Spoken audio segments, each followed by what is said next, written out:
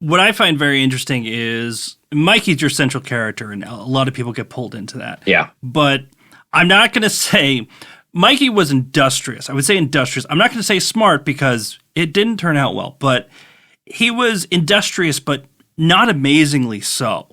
But he ends up at the center of just this massive drug conspiracy. And it seems so strange to read about somebody that, for all intents and purposes, was just kind of a normal kid. Yeah. And found himself in these situations. Am I not giving him enough credit for what he figured out? Or was this something that a lot of people could have done it if they tried?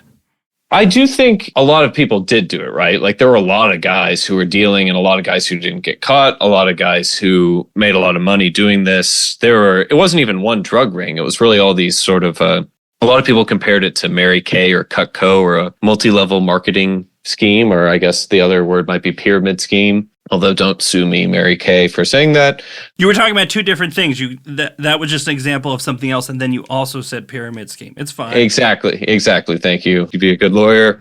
On one level, a lot of other people were doing it. But Mikey did and does have, I think, a lot of special qualities. His emotional intelligence, his charm. But I think maybe the greatest is his sort of ability to code switch and both thrive in the Atlanta rap scene, sort of Black Atlanta strip clubs, the Atlanta nightlife, and then sort of flip and be in the sort of country clubby world of Southern fraternities. And it does take a pretty specific kind of person to be able to handle cartel members, rappers, exotic dancers, country club parents, fraternity kids, sorority member. He did have that sort of quality of he could, and even now in prison, back when we could talk, he had a cell phone for a while. He doesn't anymore. But when we could talk, I could see even with his cellmates, they all were like, there's this thing. People are very drawn to Lil Mikey. And I don't know